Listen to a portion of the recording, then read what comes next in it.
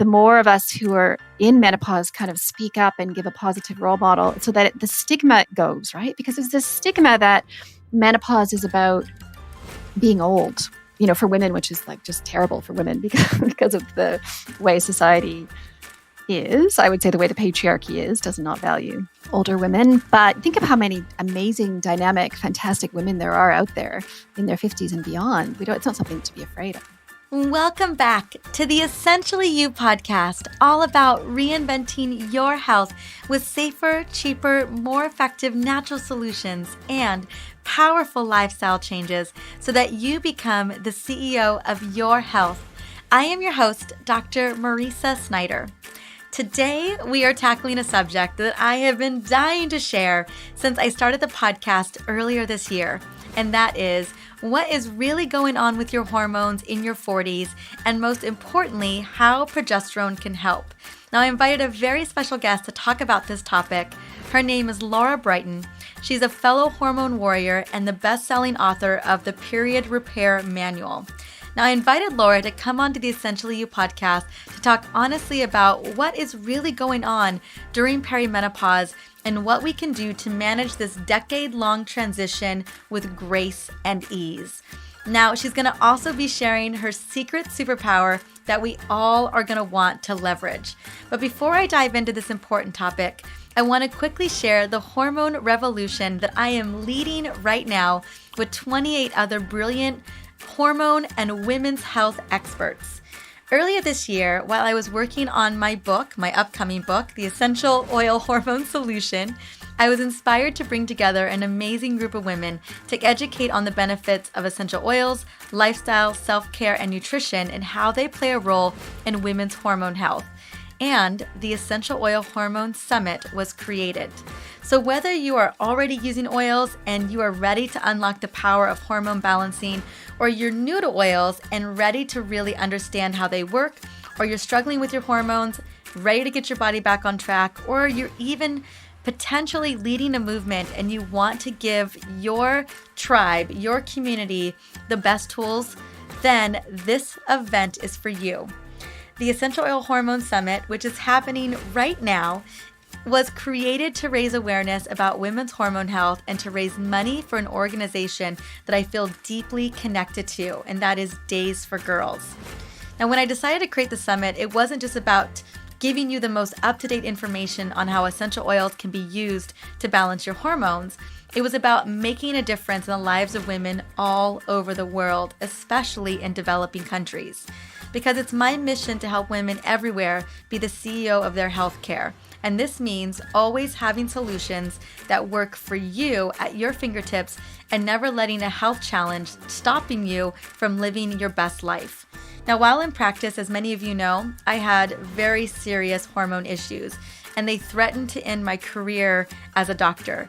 But thanks to the help that I got from powerful natural solutions like essential oils, nutrition, and self-care rituals, I was able to get my hormones back on track and get back into my zone of genius. And this is what I want for you too. I want this for women everywhere.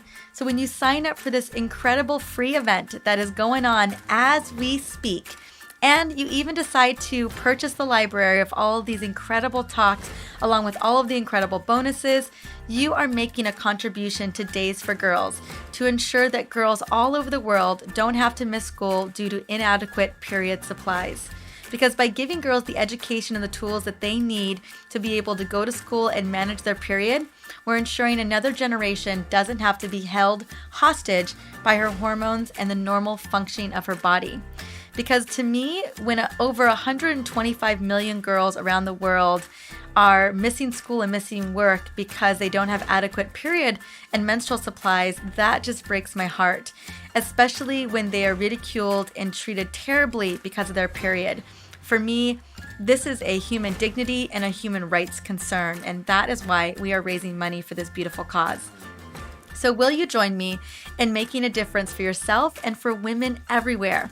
If you're ready to say yes, just head on over to the show notes at drmarisa.com, episode 42, or just go to eohormonesummit.com, or you can even just go to my website. It is up there right now at drmarisa.com.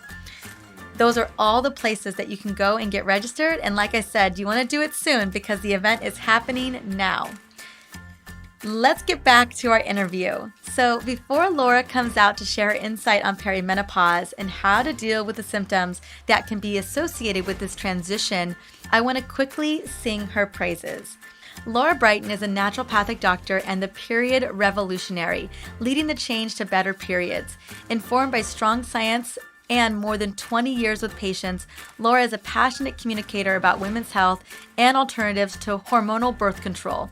Her book, The Period Repair Manual, is a manifesto of a natural treatment for better hormones and better periods and provides practical solutions using nutrition, supplements, and natural hormones.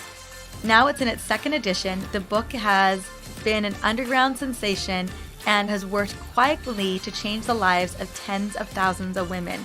And I'm going to talk about how you can get the first couple chapters for free towards the end. Welcome to the show, Lara Briden. How are you doing today, my dear? I'm really well, Marisa. Thank you for having me. Oh, it is such a pleasure. And most importantly, one, I love your book and I love the topic that we're going to be really connecting on today, which is what happens in our 40s, specifically around the estrogen roller coaster of perimenopause and how progesterone can step in and help. I know this is a topic that a lot of women, I just feel like it's like this limbo land that women don't really understand. And so what I want to do before we go into talking about how we can support our hormones in our 40s, I would love to know a little bit about your journey and what had you want to dive into this area of focus for women, and how did you become this incredible women's hormone expert? I started out as a scientist, a wildlife biologist. And if I think back to that time, 25 years ago, I was studying sex differences in the wild of different animals, of their foraging behaviors. And I realize now that must have had quite a deep impact on me because now here I am almost, 2 to 3 decades later, working in naturopathic medicine as a full-time naturopathic doctor over the last couple of decades. And during that time, I was just drawn more and more to women's issues. I was treating a lot of women for period problems. And I think through the lens of a biologist, I could just see, look, women's bodies were normal to start with. Our women's bodies are normal, but we certainly are different from the general paradigm of health that's put forward for men. So I'm trying to create quite a shift of attention to women's health with my own patients and then, spreading the word to the world with my book. And also just finding that women's health, women's period problems in particular, are not that complicated. We've been kind of led to believe that it's this mysterious thing that's happening, but actually most period problems respond really well to basic things like nutrition. And just, I know we introduced your book already earlier, but it is the Period Repair Manual. And so that kind of became your work where you were working with women, particularly around their period. And then, clearly women are still having their period in their 40s, but have you noticed that women become a little bit more aware of what's going on with their hormones as they get older? Or do you find that even younger women start to notice some changes as well? Well, it's a big picture because, of course, what's happening for a lot of younger women is they're going on and off the pill or coming off the pill, which can be a struggle and is associated with its own set of hormone problems. But then we have another situation where it's during the up to 10 to 12 years before menopause, we can start to experience some quite tumultuous changes. You referred to the estrogen roller coaster and what I call the progesterone crash. That can happen anywhere as early as our kind of mid to late 30s, which for some women does actually coincide with coming off the pill or other things that are going on. There can be a bit of overlap. I absolutely agree. Well, let's specifically dive into the topic that I know I'm so happy that you're talking about, and that is what is going on with our hormones in our 40s. Yeah, well, our estrogen starts going up and down very wildly. And contrary to what we've been told, estrogen does not just nicely decline slowly over those years leading up to menopause. It can actually spike up to 3 times higher than it was when we were younger. And I love estrogen, but actually too much estrogen is quite stimulating. It stimulates a histamine release in the body, which can be associated with heavy periods and migraines and severe PMS, that kind of picture. And then when estrogen crashes from high to low, that can affect mood quite profoundly as well. It starts to affect sleep and heavy periods from the high estrogen. And When we're talking specifically about estrogen, do you see other lifestyle habits, other things that come into play that could also kind of disrupt? Not only do we have these rapid fluctuations where there are highs, really high highs and really low lows, but are there other things happening in a woman's life, particularly at this age, that can lend to creating some of this roller coaster experience? There's a lot of things that affect estrogen clearance. So just, talk about that for a minute. For estrogen to do its best for us, we need to be able to remove it safely from the body, and that happens through the gut. So any kind of gut problem can worsen the estrogen roller coaster. So can alcohol. I do have to say a word about alcohol because I found during my own perimenopause years that I just had to stop having alcohol. I found my tolerance for it decrease. I think that happens for a few different reasons, but alcohol certainly can increase the amount of estrogen in the body, and it's, that's not safe for breasts and other things. And a lot of this is worsened by stress. So I think the segue for me is thinking about alcohol. Women might be using that to cope with stress because our late 30s, early, mid 40s can be a busy time with kids, with career peaking, with aging parents, lots of things going on. I absolutely agree. That's a lot of the things that I've seen, women just carrying a lot of load. You're right. Either raising children and then taking care of parents and careers. I feel like women are trying to do all the things for everybody all the time. And that can play a major role in that as well. And then you're talking about also the progesterone crash. And Yeah. let's talk a little bit about that as well, because that I see so frequently. Yeah. I love it. Yeah, the phrase progesterone crash is just what comes to me when I'm sitting there with some of my patients. Look, progesterone is hard to make. It's our luscious, precious hormone that we can only make after ovulation. And only if we're not too stressed and everything is going perfectly, then progesterone is like the little luxury hormone we make in a good cycle. And it's hard enough to make when we're young in our 20s and 30s. It becomes very hard to make in our 40s. And I think by the time we're in our late 40s, I'm 48, I don't know how many cycles I'm still ovulating, probably the occasional one, but there's not a lot of progesterone happening anymore. And it's not necessarily, my fault or a woman's fault. That's just what happens during perimenopause. And losing progesterone is a problem. It's a big part of the symptom picture because progesterone is normally what buffers us from that ups and downs of estrogen. It buffers the nervous system. Progesterone is very calming for the brain. It stabilizes the adrenal axis, the HPA axis. And progesterone also, as you know, and I'm sure your listeners know, counteracts estrogen in terms of estrogen's stimulating effects on the breasts and on the uterine lining. So losing progesterone in our 40s is one reason why women start to have crazy, heavy flooding periods. And let's just be clear. I mean, you probably heard stories from your own patients. Those periods, some women face periods in their 40s where they're losing Lots of blood. a lot, like a couple cups of blood or something like that per cycle, which is, and bear in mind, the normal is 80 milliliters. So these women are losing, 10 times more than they should be. And that can get pretty serious pretty quickly. That's when women end up with a hormonal IUD, for example, which they never thought they would have to resort to.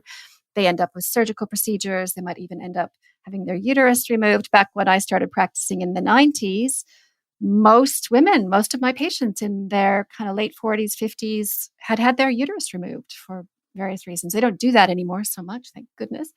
But yeah, the stakes are high. The stakes are high, and I absolutely agree with you. And so I know a lot of women aren't even clear as to why they're bleeding so much. And that is our protective hormone is dissipating. We don't have that ability to make it.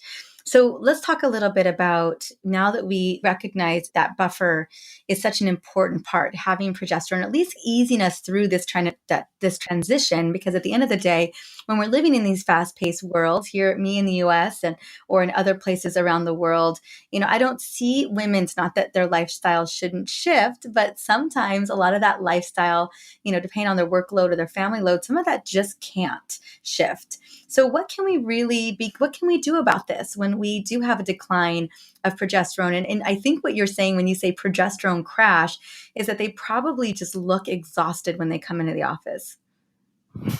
Well, I mean, women are crashing in terms of their nervous systems as well. I think there's that sense of the word. I think for me, I also mean they're just not making any progesterone at all. Like there's not seeing it on the blood test and at all. And that's coming out in starting to have irregular periods, these crazy heavy periods, and sleep disturbance. Those are all symptoms that I associate quite keenly with no progesterone. Actually, what I might say at this point might be useful for your listeners is to understand how to assess progesterone. I guess just how to know if this is indeed what has happened, because there's a lot of confusion about progesterone testing. And I have a blog post called The Right Way to Test Progesterone, so listeners can have a look there as well. But basically, whether we're doing a blood test or a urine test, I mainly use blood tests in my practice, but to test progesterone, we need to test during this relatively small window of approximately 2 weeks after ovulation. And the only way to kind of really know for sure that you're in that window is either to be tracking your temperatures and see, yes, I'm in my luteal phase from the rise in temperatures, or to do your best to guess, to test about a week before the period and then actually wait for the period to come and say, did this test turn out to be during the right time, like about a week before the period? Because if not, if your period was late and the progesterone test was, 3 or 4 weeks before the period, then it's normal for it to be low at that time. It's just really worth mentioning because I have so many readers who say, oh, I've got low progesterone. And I'm like, really? Do you though? Like, right, absolutely. Well, I do find a lot of readers do, but you're right. There is that super small window to test, and it's that week before your period. And so you've got to be tracking it one way or the other. Besides tracking it with temperature, is there any other way that you recommend tracking it? Let's say a woman is pretty consistent with her period. Could she just track it with an app? Well, the only way to know for certain that ovulation happened is temperature or a blood test. Totally. But a lot of women can get a sense of their ovulations with fertile mucus. Bearing in mind, fertile mucus isn't a guarantee that ovulation will happen. It's just a sign of high estrogen that would typically happen just before ovulation. But for those of us in our 40s who are used to tracking our cycles, I've definitely noticed, after about 47, kind of, this year, 48, I'm not seeing as many ovulatory signs as I used to. And so I think I can probably safely assume that some cycles are what's called anovulatory. That's a useful word for people to know about because it means a cycle where ovulation did not happen. And it's called anovulatory. And it's actually quite common. So it's definitely common during our 40s. It's common at other times too. It can happen because of undereating. It can happen because of PCOS, which is actually PCOS is probably the biggest cause of anovulatory cycles. So for any women with PCOS, there is potentially going to be a double whammy of PCOS when PCOS meets perimenopause. There might have been already the problem of insulin resistance and anovulatory cycles associated with polycystic ovarian syndrome, and a lot of that can get worse with perimenopause. I imagine you've talked about PCOS on your podcast. Mm-hmm. Yeah, absolutely. And I appreciate a little bit more clarification there too, just kind of giving women an idea of what this looks like. So I really appreciate that, Laura. Yeah. Okay. So one of the things, we kind of got a good sense of when we should be measuring progesterone, what we should be looking at, how we can definitively know right after we're ovulating. So I appreciate those details because we get a more clear picture there. But one of the things I'm finding as well, which really breaks my heart, is so often I'm meeting with women in their 40s, even into their 50s, and they're still on birth control. So why is hormonal birth control, I know it breaks your heart too, I know. not, I'm just always dumbfounded. I have to pick my jaw up off the table when I hear a 55-year-old woman is still on birth control. So tell me a little bit about why hormonal birth control is not a good option here. Yeah. Okay, let's be clear. Hormonal birth control, all types, but especially the estrogen types, are essentially a type of hormone replacement. So your listeners might be familiar with the term hormone replacement therapy, given to menopausal women. That's essentially what the pill is as well, because the pill works by creating kind of a chemical menopause, shutting down ovarian function and then coming back in with these drugs, which are not as good as our own hormones. So that's true at any age. I actually think any age. Yeah, I think it's not just 40 and above. No, that's true. That's what the pill does to women. It creates kind of a chemical menopause and then comes in with hormone replacement that forces a bleed. So I mean, I actually think the worst age group to be using the pill are teenagers, but that's a topic for another day. But probably the second worst after teenagers are perimenopausal women, basically because it's such a substandard type of hormone replacement. And the endocrinologist, Professor Pryor, who helped me with my book, Period to Perimanuals, made the just really blunt statement that women during perimenopause should not take the pill. It's just that synthetic estrogen isn't helping anything. There's no progesterone in the pill, so it's not relieving any of this progesterone deficiency. It's not good for bones. It's not good for insulin sensitivity when insulin resistance is becoming more of a problem during perimenopause. And it can mask menopause. So you can have gone, you're over, I mean, if you think about it. Yes, you could have gone through menopause. Exactly. And had no idea. Exactly. So pill bleeds are not real periods. So you're having these kind of drug-induced bleeds, which there's no reason to do actually. There's no reason to bleed monthly on the pill, but you're doing that month after month. And then meanwhile, you could have just passed that point where your ovaries were nothing's happening anymore. I mean, the pill doesn't change anything in terms of the timing of when your ovaries are done. That seems to be pretty hardwired in terms of our genetic blueprint. There's a certain age where we enter menopause, when there's going to be no more ovarian activity, or very little relatively ovarian activity after that. And that I've seen patients where that's happened. Might have happened 5 years ago and they're still on the pill. They'd be better off on a better type of hormone replacement if they want to use hormone replacement. Right. Absolutely. Okay. So now that we've got some clarity there, and I really appreciate that clarity. I think you and I feel the same way. So what should one do? Let's paint a scenario. Let's paint a scenario where we've got fluctuating estrogen levels, and maybe we're experiencing some estrogen dominance. And I know that we can have estrogen dominance even when we have low estrogen, but let's just say we have fluctuating estrogen levels and we have little to no progesterone. And really, we should still have a little bit of progesterone left. And we're having some pretty crazy symptoms. We don't know what's going on. Our bodies are feeling just a little bit like a stranger. What are some of the recommendations to really support women at this age? Yeah, well, I go straight to what I call my rescue prescription, because I'll be sitting there looking at someone in the grips of those symptoms, especially if it's mood or sleep symptoms. Women can't really tolerate them for very long. No, and and honestly, all they get from their doctors is antidepressants. Or sleep meds. Or sleep meds. Yeah, there's very little being offered to them. And they're just being told, well, it's just that time of life. But I don't accept that. I mean, I know women can feel pretty miserable during this time. Actually, what we know from the research is actually our 40s, the 10 years leading up to menopause, are when, if there are going to be bad symptoms, that's usually when they happen. So menopause itself can be relatively tame compared to the kind of few years leading up to it. So one thing for women to understand is this is temporary. You're not going to always be like this. If you are getting bad symptoms, it doesn't mean this is your life now. It just means you have to get through this transition. It's like a second puberty. This is a lot of people talk about that. Exactly what it's like is a second puberty. It just feels a lot less tolerable. Because when you're a teenager, you're just, I don't know, you still haven't figured things out. Well, and also society is more supportive of teenagers. Maybe not as supportive as we could be, but we're not supportive. There seems to be this very, I don't know, kind of almost judgmental. Maybe I'm just imagining things. No, it's true. But we have very little tolerance, hence all the antidepressants. Yeah, it's like sort yourself out. Come on. Exactly. Let's get yourself together. But we know that, for example, women have the risk for anxiety and depression goes up by 3 times during perimenopause, so during our 40s. And then it drops again. So what the research shows is post-menopause, into your late 50s and 60s, women are back at their just normal level, whatever, there's no higher risk of depression there than at any other time in their life. So it's really just these kind of 10 years. And just to be clear, the average age for menopause is 51. That means periods stopping. But it can happen. It's normal for periods to stop anywhere up to as young as 45. That's normal, which means potentially perimenopause could be starting by 35 if someone's, a little bit unlucky genetically to have that be their reality.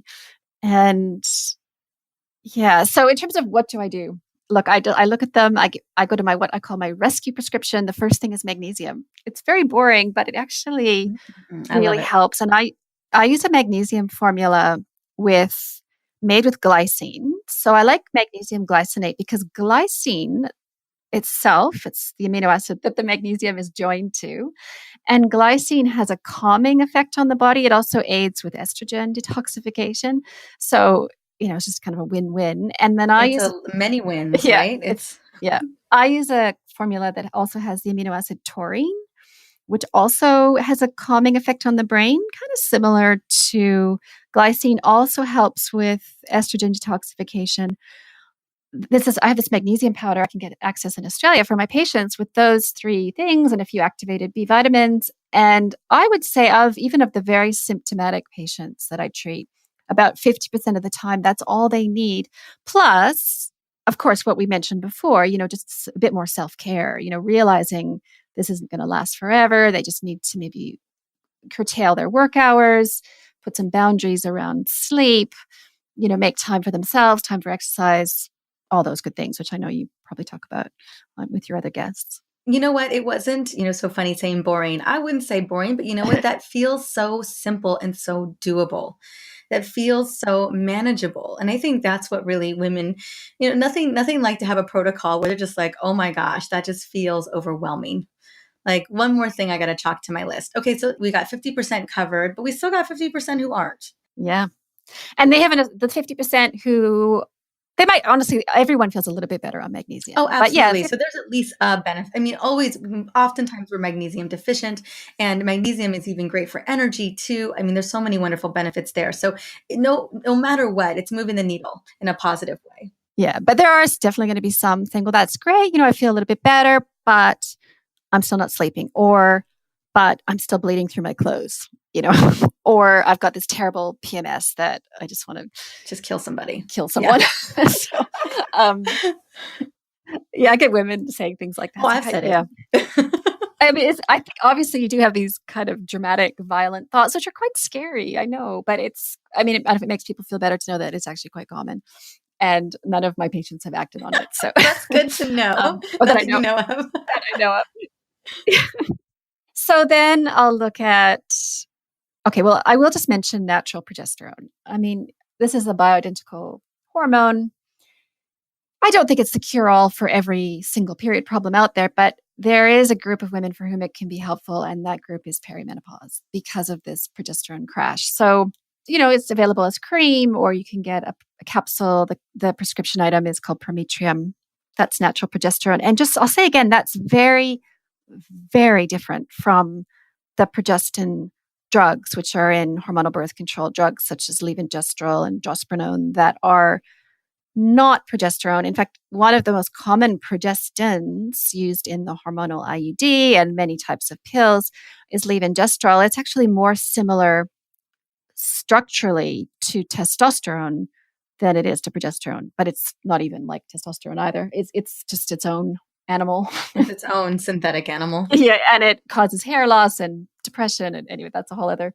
You can see I keep veering back to hormonal birth control because I feel so passionately about it. But passionately against it. Absolutely. I kind of just want you to go in that direction, but I know we have more to cover. Yeah. I'm just going to have you come back. Yeah, for sure. Okay. So progesterone cream is quite simple. I think it's best to use it under the guidance of someone, a practitioner, or at least someone who kind of knows how to use it safely. It's pretty safe. And then beyond that, there's just all kinds of things in that next layer. Like I use a lot of adaptogen herbal medicines. So I like the herb ashwagandha during this time. It's quite stabilizing for the HPA adrenal axis. You can do a lot with herbs. I mean, there's some of the herbal medicines like bupleurum can help to clear estrogen and also are very soothing to the nervous system. So I'll use a combination of those types of things. And then if the big problem is heavy periods, I'm just going to state for your listeners, actually, just kind of point form here, what works for that is these crazy heavy periods of perimenopause, which are different than the heavy periods of teenagers. I just did a whole webinar, little conversation about teenagers last week. But for older women, the treatment would be, I would say, dairy-free diet, at least for 3 months, because dairy makes periods heavier, and turmeric, which reduces prostaglandins and just makes periods lighter, even works when there's something like adenomyosis or some other underlying reasons that might be driving the heavy periods. And less alcohol because, less or no alcohol because alcohol increases estrogen and estrogen makes periods heavier. And a supplement called calcium D-glucarate, which is my new favorite for clearing estrogen. It really does seem to help. I don't know if you've used that with your I have. clients. Yeah. And it's again, I like it because it's simple, it's safe, it's not It's not expensive, expensive. Very easy. fairly Mhm. accessible. Yep. And then for my really crazy heavy periods patients, I would say that's when a natural progesterone capsule might be indicated. Again, the brand is Prometrium, or you can get it compounded from a compounding chemist in capsule form. A doctor has to prescribe that. And just one little handy tip is that just simple ibuprofen taken for the couple days of the first 2 heavy days of the period can reduce the flow by 50%, which together with everything else can actually bring the flow down to a more manageable level. And this could save women from having to undergo a surgical procedure or potentially having the hormonal IUD, which would be like Mirena IUD, intrauterine device, which I'm not anti, certainly I think maybe there are some times when that, if it's a question of the IUD or having your uterus taken out, then I'd say probably the IUD is worth considering. But my experience is most women don't need it once if they can use those other treatments that I talked about. And the IUD is linked with depression, so it's not without systemic side effects. Yeah, that's wonderful. I love that. I love those suggestions. And I love that this is very manageable. I mean, so often in women we're getting hysterectomies or having their uterus removed just because of heavy bleeding and not realizing that there were some other simple options.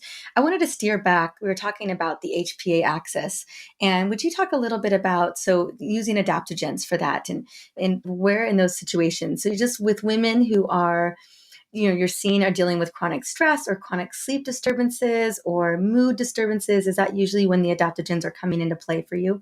Yeah, I think what's happening, I have a blog post called Why Stress Hits Hard in Your 40s. So, what I see with my patients, and certainly myself, I think I noticed this, is just Mm-hmm. not able to cope with stress as well as I used to. And, just even just little things like, having to navigate traffic or just suddenly everything just seems a little bit harder. And I think it's just that stress response system, the HPA axis, is not as resilient and it just needs more support. And that support can look like lots of different things. I mean, I do yoga, try to get some sleep. I try to stop work by 8 o'clock. I have everyone's got probably their own little set of things they need to do to create some boundaries. But that's where the adaptogen herbs can be quite helpful as well. I've basically been on ashwagandha on and off probably for 5 years. To me, it's just the thing that holds it even. Yeah, I love ashwagandha, and I've had low progesterone and stress. Cortisol levels have been off over the years, and it's lifestyle. And so, making those lifestyle changes, I know it all is interconnected, but taking adaptogenic herbs have been always really beneficial to me, kind of helping. But then clearly, you're making decisions, and so having, like you said, having that list of things that are in accordance to making sure that your body's functioning, I think, are so important as well. Yeah. Yeah, you can't really do it without that. There is no You can't magic drive pill. yourself into the ground and then I always say, and then throw some cream on top of it. Yeah, exactly. I say to my patients, okay, there's no supplement for that. Like that situation that you're describing to me of a 60-hour work week and commuting an hour each way and this whole kind of story. It's like there's no supplement that can fix that. Agreed. Absolutely. I totally agree. And how often do you find that is the scenario? Yeah, quite often. Quite I mean, I often. don't know if I'm it's just just curious. I see patients in Sydney. It's a busy place. It is a busy place. The mortgages are high there. People just work. They work hard. They work long hours, and that seems to be the culture, the norm there. And yeah, it's not sustainable, I would say, for most people. It's proliferated everywhere. Even in little small towns, I still feel like, and particularly women, are just so busy with their families, busy with their life. And one of the things that I've touched upon in some of my content and articles and podcasts in particular is there's a belief mismatch that we need to shift our belief into prioritizing ourselves as much as we prioritize everybody else. For me, that was why I felt like I worked so hard all those years. I really thought my belief was that my self-worth was driven by how much I did for everyone else. I watched my mom do it. I watched my grandma do it. No wonder they were in what we called hormone chaos. And just there was never time for themselves. And I grew up just that was the way we do what we do. That's the way we do the things. That's the way women do it. That's the way we've been taught to do it. You're right. It is about kind of proving our worth to society somehow. And then going into perimenopause and proving our worth again. We're trying to be really stoic, pretend it's not happening, pretend and just carry on, but it's not always possible. No, exactly. Okay, one more thing I wanted to ask is, and this is such a great question, because I know a lot of women, and I think that you put some clarity on it as well. A lot of women think that, menopause, and a lot of women don't want to, at least in my experience, my patients that I've worked with in the past or my readers, no one wants to talk about menopause. No one wants to know that they're in menopause. No one wants to do. And really, I find, just like you had said, it's really not menopause where we're really struggling. But maybe it's this fear that if it's as bad now in this perimenopause kind of phase, that it must be really horrible on the other side. So what are some of the good things about being on the other side of that? It's been a year, no more periods. Then the wild fluctuations are stopping. What is something good to be looking forward to? There was recently an Australian study that tracked, I think it was quite a few hundred women.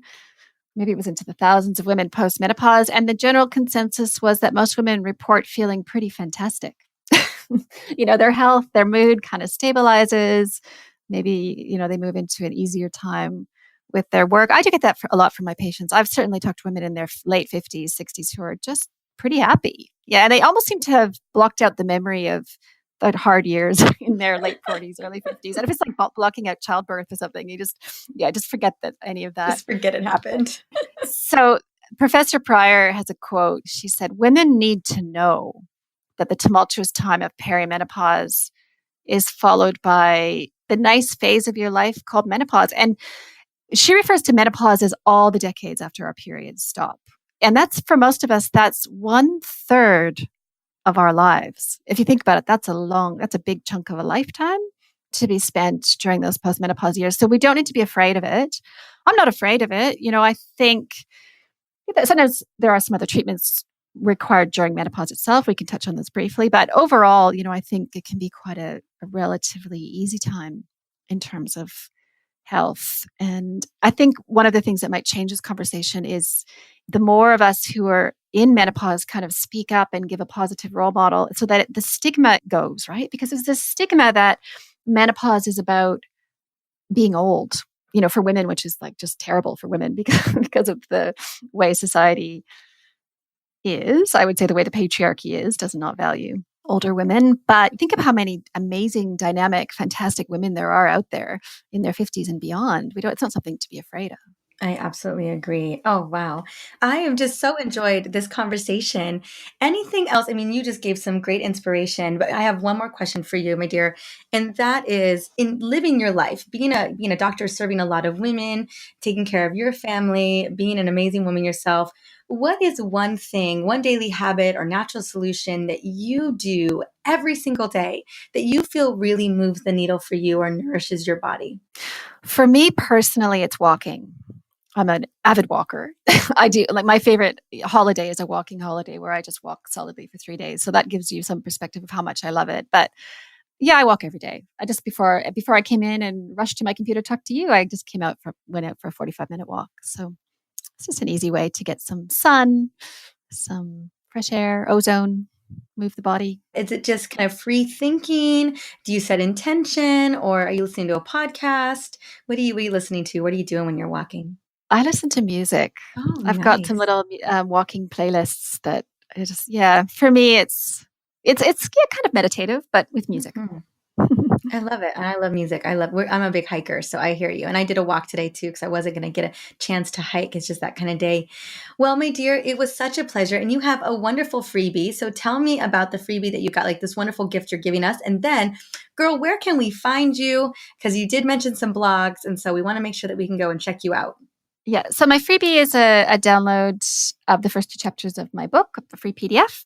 And I'll give you the link for that. And people can find me at larabriden.com. From there, they can link to my book, Period Repair Manual. And all of my social media is Lara Briden. Very easy. At Lara Briden. Instagram, Twitter, everywhere. Yep. Well, thank you. And yes, you did keep it easy there. So we'll have your amazing gift in our show notes. So you guys, all you got to do is click that on the website or inside the podcast, and you guys can find that anywhere. Lara, honey, it was such a pleasure to have you. Thank you so much for coming on and sharing your incredible wisdom. I just had such a fun time connecting with you today. Yeah. Thanks so much. Bye. One thing that I think women aren't aware of is the light at the end of the tunnel once we enter menopause. So often we confuse perimenopause with menopause, and really where the big hormone fluctuations come, as Laura had mentioned today in the interview, is during perimenopause, right? We get those highs and those lows of our reproductive hormones. It's after we hit menopause do things start to kind of level out. And not to say that there isn't stuff going on post-menopause, because there definitely is, but at least things begin to level out a little bit. So something to actually look forward to. I know so often there's a lot of stigma around menopause, the word menopause, or even what happens after menopause. But really, that's a time where things really start to settle out. If you ask women, I feel like I have a lot of conversations with women after menopause, and things just don't feel as erratic and as crazy as perimenopause. And what I loved about this interview is that Laura gave us a lot to consider for how to manage those ups and downs during our 40s and even earlier for some women. You know, for me, I personally started perimenopause in my late 30s and knew immediately that something had shifted in me. I just felt like my resilience had decreased a little, and I learned very quickly that self-care was a necessity. Now, I think the biggest lesson that we can take from this interview is to give ourselves permission to listen to our bodies and to give ourselves grace. Incorporating more self-care and just taking moments to pause, I think is going to be so critical during these years. And I really want to emphasize not burning yourself out. I know easier said than done because I've done it lots of times, more than I can count. But I think we just need to be a little bit more gentle with ourselves, probably a little bit more than we are being right now. Now, if you find yourself with some unanswered questions after this interview, I really want to invite you to grab Laura's amazing gift today. Her book, The Period Repair Manual, is simply amazing, and getting the first 2 chapters is such a wonderful gift. So how you can download those first 2 chapters is just go to the show notes at drmarisa.com, episode 42, or head to the website. You'll be able to see that episode. You'll be able to download the show notes and get the first couple chapters of the Period Repair Manual for free. Now, I also want to just remind you to be sure to join me this week for the free online event, the Essential Oil Hormone Summit. Myself and 28 remarkable women have gathered together for a cause way bigger than ourselves. The interviews are powerful, and they will shift the way that you approach your body and your healthcare. If you love the podcast, I know you're going to love the summit because I interviewed these beautiful women and the content is amazing. So again, head on over to the show notes at drmarisa.com/episode 42, or just go to the eohormonesummit.com to register today.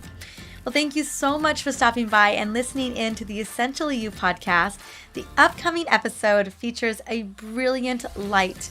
One of my good friends, Razzie Berry, is literally a force of nature, and she is on the mission to educate women about getting to the root cause of their concerns.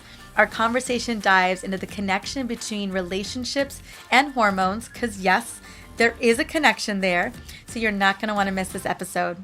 Until next time, I hope that you guys have a wonderful day, and I hope to see you at the Essential Oil Hormone Summit. Talk soon. Bye.